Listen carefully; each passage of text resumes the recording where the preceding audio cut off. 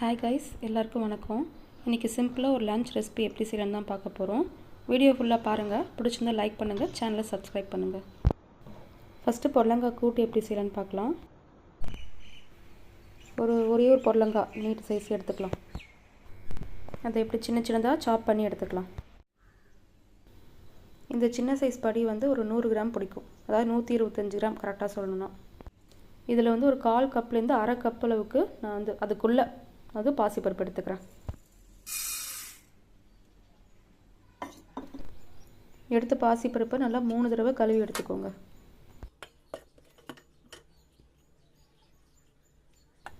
அது கூட ஒரு பழுத்த தக்காளி, 2 பல் பூண்டும், கட் பண்ணி வச்சுருந்த பொடலங்காயும் சேர்த்துக்கலாம். எல்லாமே குக்கரில் ஒரு 3 விசில் வர வரைக்கும் நம்ம வைக்கணும். பொடலங்காய் உடம்புக்கு ரொம்ப நல்லது, இரும்பு சத்து அதிகம் வெஜிடேரியனில் இதில் பார்க்கும்போது. இப்போ ஒரு பச்சை மிளகாவும் சேர்த்துக்கலாம். ஒரு அரை ஸ்பூன் மஞ்சத்தூள், ஒரு அரை ஸ்பூன் கல் உப்பு சேர்த்துக்கோங்க. ஒரு ஸ்பூன் எண்ணெய், விளக்கெண்ணெயாக இருந்தால் உடம்புக்கு ரொம்ப நல்லது, ஒரு ஸ்பூன் மட்டும். ஒரு கப் அளவுக்கு தண்ணியும் சேர்த்துக்கலாம். இப்போ எந்த அளவுன்னு பார்த்தீங்கன்னா, பருப்பு நல்லா முழுகி பொடலங்காய் மிதக்குது பார்த்தீங்களா, அந்தளவுக்கு இருக்கணும். இப்போ குக்கரில் விசில் வச்சிடலாம், 3 விசில் முன்னாடி சொன்ன மாதிரி. இப்போ கூட்டுக்கு தேவையான தேங்காய் பேஸ்ட் அரைக்கலாம். எப்படின்னா, ஒரு அரை ஸ்பூன் அளவுக்கு சோம்பு, கசகசா ஒரு அரை ஸ்பூனு, ஒரே ஒரு முந்திரி, ஒரு 2 ஸ்பூன் தேங்காய் மட்டும் சேர்த்து அந்த தேங்காய் நல்லா ட்ரை ஆகிற வரைக்கும் வருங்க. தீஞ்சிடக்கூடாது, மீடியம் ஹீட்டில் வச்சு தேங்காய் நல்லா ட்ரை ஆகிற வரைக்கும் வறுத்து அதுக்கப்புறம் தண்ணியில் ஒரு 5 நிமிஷம் ஊற வச்சு அதுக்கப்புறம் அரைச்சி எடுத்துக்கணும். தண்ணியில் ஊற வச்சு அரைச்சிங்கன்னா நல்லா பேஸ்ட் மாதிரி உங்களுக்கு கூட்டு ரொம்ப ருசியாக இருக்கும். தேங்காய் நல்லா ட்ரை ஆகிடுச்சு, இது போதும், ஊற வச்சு அரைச்சி எடுத்துக்கோங்க. இப்போ 3 விசில் வந்துடுச்சு, ப்ரெஷர்லாம் போயிடுச்சு. நம்ம குக்கர் ஓப்பன் பண்ணலாம்.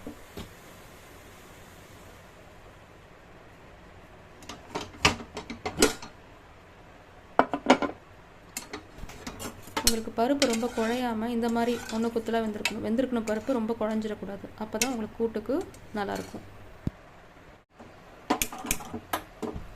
இப்போ ஸ்டவ் ஆன் பண்ணி கடாயை வச்சுக்கலாம்.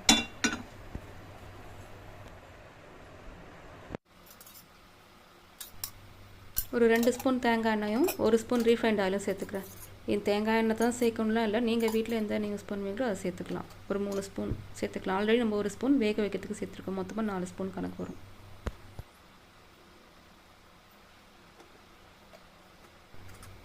எண்ணெய் காஞ்சோடனே கடுகு சேர்த்துட்டு ஜீரகமும் பூண்டு தோலோடு தட்டி சேர்த்துக்கணும். கருவேப்பிலை சேர்த்துக்கணும். வெங்காயத்தை நீல வாக்கில் கட் பண்ணி சேர்த்துக்கோங்க, அப்போ தான் கூட்டு ரொம்ப டேஸ்ட்டாக இருக்கும். 4லேருந்து 5 காஞ்ச மிளகாய் சேர்த்துக்கலாம், சின்னதாக, அப்படியே முழுசாக சேர்த்துக்கிறேன் நான்.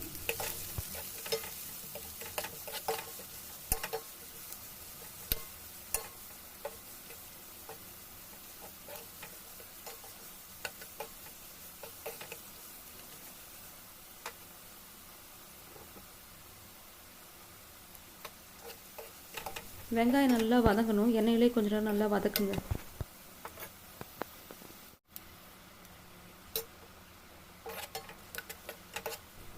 வெங்காயம் நல்லா கண்ணாடி பதத்துக்கு வந்துடுச்சு. இன்னும் நல்லா பொரிஞ்ச மாதிரி நல்லா அது வறுபடுற மாதிரி வதங்கணும்.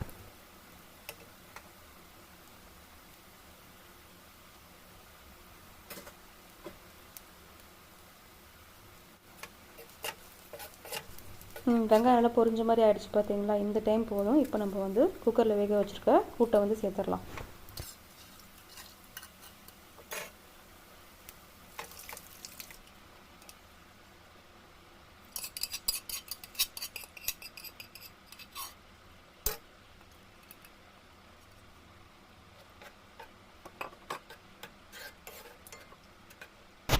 நல்லா கலந்து விட்டுட்டு ஒரு 5 நிமிஷம் நல்லா கொதிக்கட்டும்.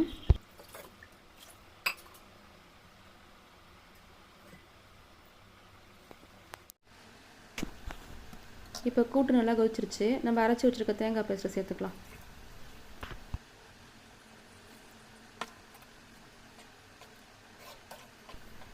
இப்போது தேங்காய் பேஸ்ட்டை சேர்த்ததுக்கப்புறம் ஒரு 3லேருந்து 5 நிமிஷம் வரையும் கொதிச்சா மட்டும் போதும். ஒரு மீடியம் ஹீட்டில் வைங்க, கொஞ்சமாக கொதிக்கணும், ஃபுல்லாக வைக்காதீங்க, அடி பிடிச்சிரும்.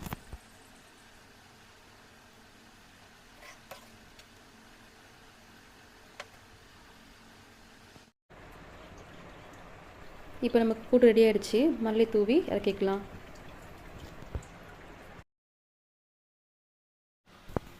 இப்போ அடுத்து கேரட் பீன்ஸ் பொரியல் எப்படி செய்யலான்னு பார்க்கலாம். ஒரு வானல் எடுத்து வச்சுக்கிட்டு கேரட்டையும் பீன்ஸும் சின்ன சின்னதாக கட் பண்ணி சேர்த்துக்கோங்க.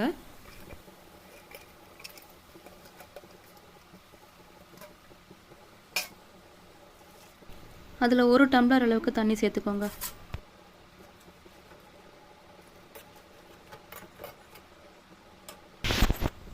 மஞ்சத்தூள் ஒரு 1/2 ஸ்பூன், உப்பு ஒரு 1/2 ஸ்பூன் சேர்த்துக்கோங்க. ஆஃப் பாயிலாக வந்து கேரட்டும் பீன்ஸும் வேகணும்.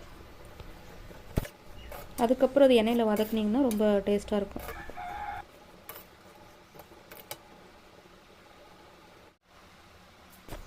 எண்ணெய் காஞ்சதுக்கப்புறம் தாளிப்புக்கு கடுகும் சீரகமும் சேர்த்துக்கிறோம். பூண்டு வந்து தோலோடு தட்டி சேர்த்துக்கணும். கருவேப்பிலை சேர்த்துக்கலாம். வெங்காயம் நீல வாக்கில் கொஞ்சமாக கட் பண்ணி சேர்த்துக்கணும்.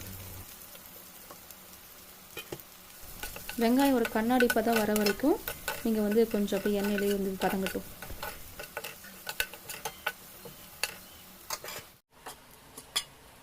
வெங்காயம் வதங்கிடுச்சு. நான் 1 ஸ்பூன் அளவுக்கு குழம்பு மிளகாத்தூள் சேர்த்துக்கிறேன். மிளகாத்தூள் பார்த்திங்கன்னா வெங்காயத்தோடு சேர்ந்து எண்ணெயில் வதங்கணும், பச்சை வாசம் போகிற வரைக்கும்.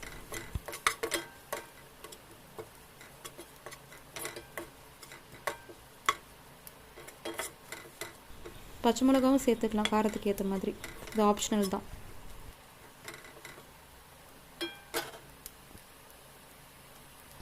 இப்போ மிளகாத்தூளோட பச்சை வாசனை போனதுக்கப்புறம் ஆஃப் பாயிலாக வேக வச்சுருக்க கேரட் பீன்ஸ் சேர்த்துக்கிறேன்.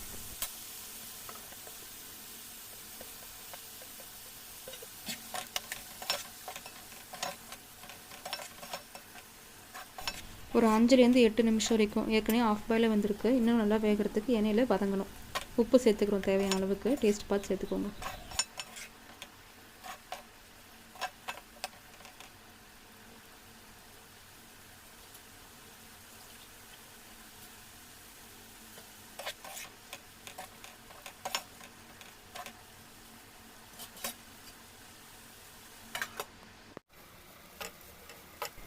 இப்போ கேரட் பீன்ஸ் பொரியல் ரெடி ஆகிடுச்சு. நம்ம ஆஃப் பண்ணிக்கலாம். கூட்டுக்கு கேரட் பீன்ஸ் பொரியல் ஒரு துவையல் ரொம்பவே நல்லாயிருக்கும். அந்த துவையல் எப்படி செய்கிறதுன்னு பார்க்கலாம். ஒரு வானலில் ஒரு 2 ஸ்பூன் துவரம்பருப்பு, ஒரு 4லேருந்து 5 வரமிளகா, கொஞ்சோண்டு புளி வச்சு நல்லா வறுத்துக்கோங்க.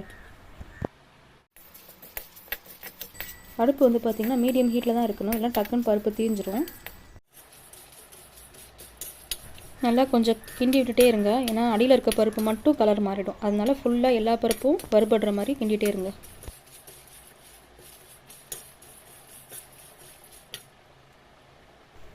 இப்போ பருப்பு கொஞ்சம் வறுபட்டுருச்சு. இன்னும் கொஞ்சம் கலர் மாறணும். மீடியம் ஹீட்டில் வச்சு கொஞ்சம் கிண்டிகிட்டே இருங்க. பருப்பு நல்லா வறுபட்டதுக்கப்புறம் அடுப்பு ஆஃப் பண்ணுறதுக்கு 1 நிமிஷத்துக்கு முன்னாடி ஒரு 2 ஸ்பூன் தேங்காய் போட்டுக்கோங்க. அதுக்கப்புறம் அந்த ஹீட்லேயே வந்து தேங்காய் வந்து வறுபட்டுரும். நல்லா வறுத்தோடனே ஒரு 5 நிமிஷம் ஆற வச்சுக்கோங்க. ஆற வச்சு தான் அரைக்கணும். அரைக்கிறதுக்கு முன்னாடி உப்பு சேர்த்துக்கோங்க. இப்போ புளிப்பாக ஒரு பருப்பு துவையல் ரெடி ஆகிடுச்சு. இந்த லஞ்ச் ரெசிபி எப்படி இருக்குன்னு செஞ்சு பார்த்துட்டு எப்படி இருக்குன்னு கமெண்ட்டில் சொல்லுங்கள். தேங்க்யூ ஃபார் வாட்சிங்.